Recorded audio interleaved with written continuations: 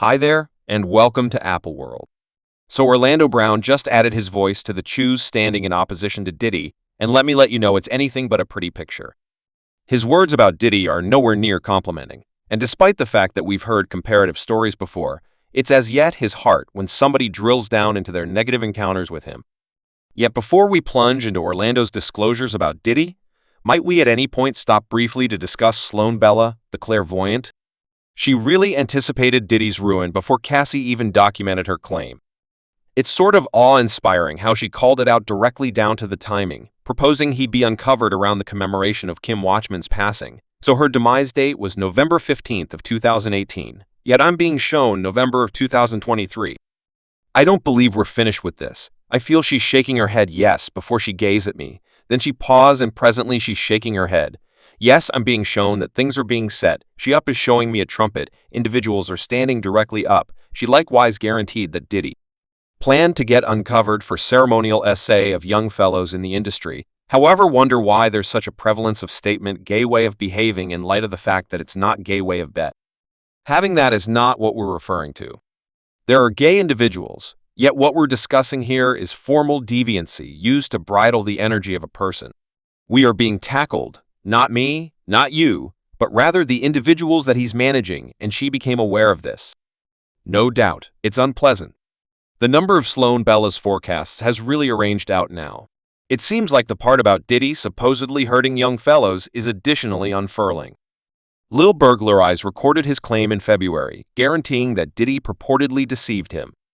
Orlando Brown is venturing forward as one of only a handful of exceptional men sufficiently bold to guarantee that Diddy might have hurt them, and it's justifiable why scarcely any have stood up. Diddy's status as a strong figure in the business makes him somebody. The vast majority are hesitant to face the disgrace male overcomers of such encounters frequently face. However, Orlando Brown is by all accounts relinquishing the disgrace and standing up against how he claims Diddy treated him when he was more youthful, including purportedly acquainting him with drugs. Orlando rose to notoriety in the last part of the 90s and mid-2000s. His breakout job was as Eddie Thomas on that show. At the time, he was no joking matter with the promising vocation ahead. Tragically, things took a slump for him after the show finished. We were truly pulling for Orlando to branch out past Disney and stir things up into the more extensive diversion. Tragically, it seems like his vocation hit a stopping point after that. So Raven, in any event, when he attempted to change everything around and seek after a rap profession, it simply didn't take off and things sort of burned out for him. Then, at that point, came the inconveniences as opposed to standing out as truly newsworthy for his work. Orlando found himself continually in the news for lawful issues. Everything began back in 2007. Soon after that, Raven finished with a capture in Houston, Texas, and that was only the start of his lawful misfortunes. In 2011, he was captured for a DUI. Matters from that point, it seemed like Orlando couldn't get a break. It resembled a descending winding with every episode, prompting more difficulty. He battled to avoid issue with the law, and in the end, the courts had sufficient in a conclusive move and appointed authority requested him to burn.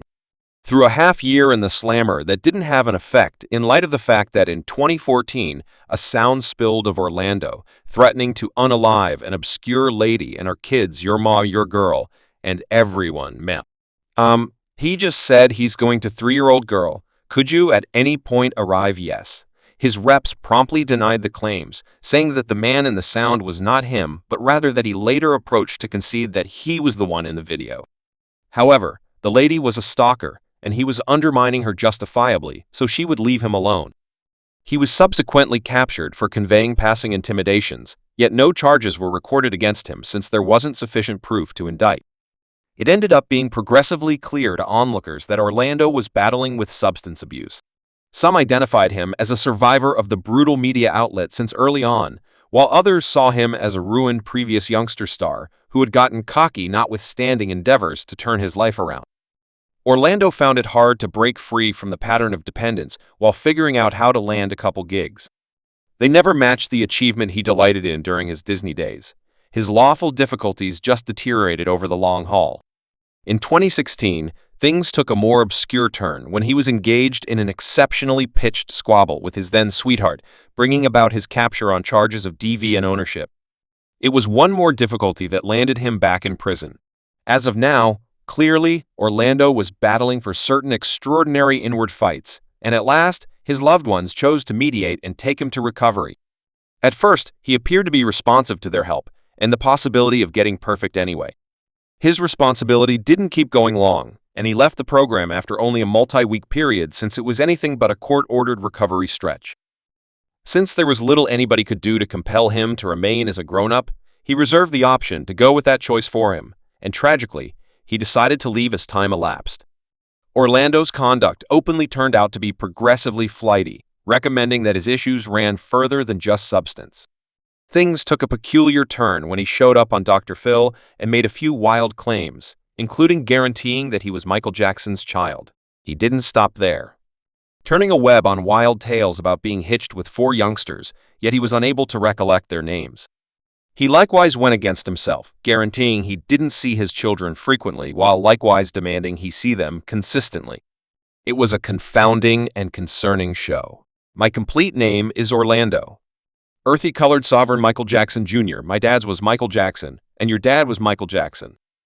The number of kids that you have, a lot yet 4 that I am aware of. Better believe it. No doubt certainly anticipating seeing them. So the way in which old are your youngsters? My children are 2. One is, when it's really 11, and the most seasoned is like 16 to 18. Okay, it's sad to observe somebody's descending twisting, particularly when they were once shown splendidly on one of Disney's most darling shows.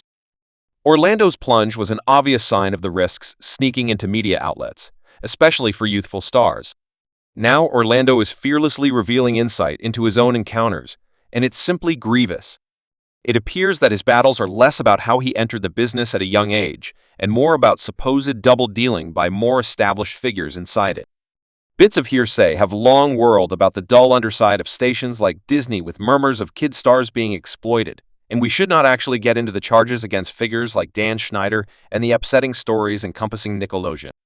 However, Orlando's story hits much closer to home. Supposedly, his double-dealing didn't end after he left Disney since he went through some considerably discouraging stuff. Recall Sloan Bella, the clairvoyant who shockingly anticipated Diddy's supposed activities as indicated by Orlando. Her bits of knowledge were unfortunately exact. He guarantees that Diddy forced him into a profoundly private experience that he never needed to be a part of. Diddy, you gave me this. You gave me the K-Mua. The crush did definitely shit. I mean, you gave me the I love it anyway. At the time, many individuals questioned his cases and excused him as a crackhead who was making up stories for consideration, particularly given Diddy's status at the time, before people in general knew about the charges against Diddy. Orlando's allegations appeared to be unrealistic and numerous. While there had been murmurs about Diddy's sexuality, public exposition charges hadn't surfaced at this point. In that equivalent meeting, Orlando alluded to a more profound, hazier truth prowling inside the business, proposing he had more to uncover, yet dreaded the results. He indicated the power employed by specific people, asserting that standing up could have critical repercussions for himself and those near him. It's actually exceptionally bizarre. It's truly up there. It's truly terrible.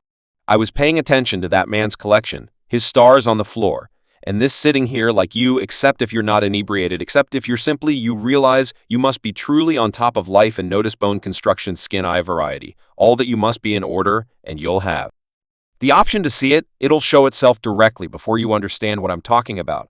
However, only for me to be staying here and being like, no, cuz man, individuals done lost their families, brother. Are individuals done lost their children and individuals. A great deal of stuff didn't occur in one more meeting. He talked about the mystery code that individuals in the business use to recognize individuals who have supposedly been and that things aren't generally what they seem. Like in the background, so you knew about, panda, like I was letting you know, P-panda, so you got panda as a mystery code for something specific. Thus, when the main thing ultimately is that sure thing, it's so what it is. You essentially have a specific nerve in your rectum, and in the event that you hit that sore spot, you can transform an individual into a creature. Subscribe Apple World for more videos.